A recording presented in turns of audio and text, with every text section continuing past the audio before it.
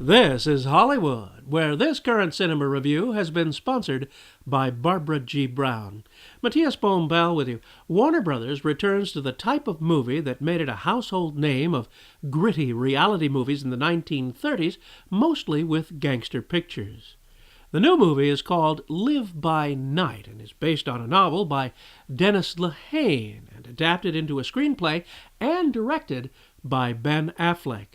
The story opens in Boston in 1926, where Affleck plays Joe Coughlin, the son of a Boston police captain, played by Irish actor Brendan Gleeson. Gleeson is one of the finest actors working today, and this movie is lucky to have him. He tells us about his role and working with Affleck. To work with Ben was massive. I think he's a fantastic filmmaker. Dennis Lehane is something else. And then to make a movie in Hollywood about the Prohibition as an Irish cop. Oh, I wonder. Yeah, I think I'll do it. No, it was hugely exciting. And the scenes are written, it's spectacularly well written too as a movie script, because Ben allows long scenes to play.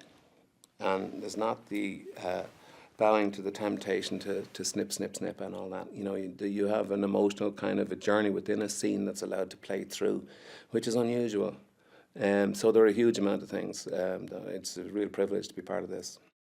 Joe's gone the opposite direction of his father, preferring the ways of an outlaw perpetrating petty crimes. He also has a thing for Albert White's Moll, Emma Gould, played by Sienna Miller. Not such a good thing, since White is the boss of the Irish mob in Boston. After his father advises against any communication with her, the two make plans. We could leave. Where would we go? Somewhere warm. My brother Danny lives in California. God, I'd go to California. I don't know much about honest work, I gotta tell you. Well, who said anything about honest work? Good. No, we do what we want to do. We'll go where we want to go. Sleep by day.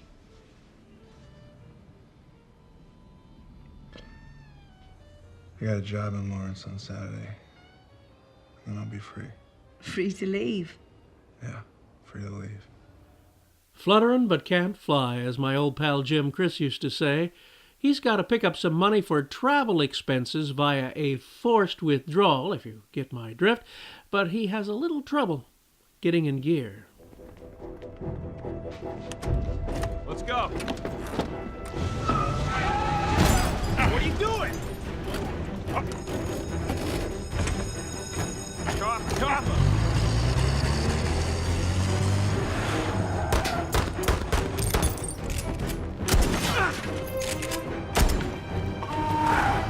Look out!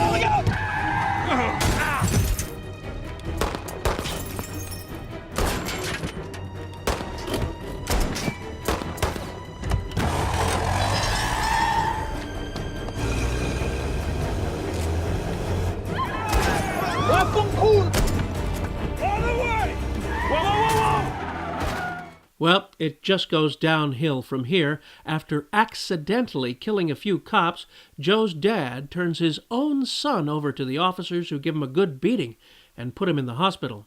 After his extended stay, Albert White's men attempt to rub him out while recuperating, as White has found out that Emma is seeing Joe. White sends her to be rubbed out as well, and Joe goes to prison, never knowing what had happened to her. Fueled by the need for revenge, it becomes clear to Joe that he needs a change of pace. He approaches the Italian mob boss Maso Pescatore, played by the sensational Italian actor Remo Girone. He tells us what happens next. When he comes out of prison, he goes to Maso because he wants to take revenge of Albert White. So he decides to work for him. So Maso sends him to Florida, where Albert White is now, and he starts working for Maso. And working for him in sultry Tampa amid new adversity that ranges from Bible thumpers to Klansmen. He is to lay the groundwork for a new casino whilst working to seek revenge on White.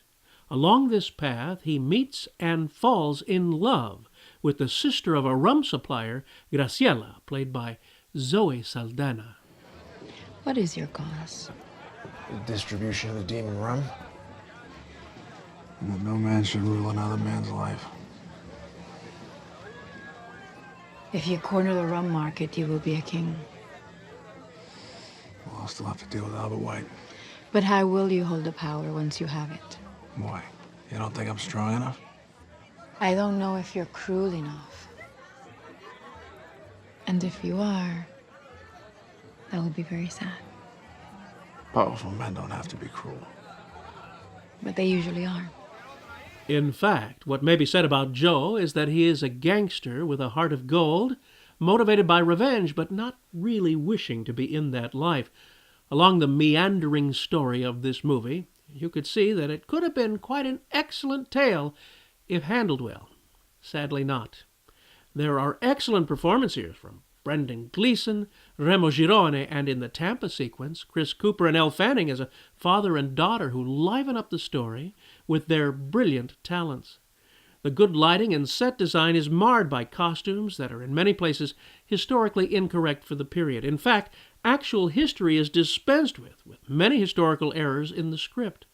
This feel-good gangster movie fails history class. It is frustrating when good actors with good performances can't save a movie floundering in other areas. It might have been something really special. You may see that Affleck tried very hard. But sadly, after 2 hours and 8 minutes, you're more struck by the historical errors than the story of the meanderings of Joe Coughlin. The Motion Picture Association of America has given this an R rating.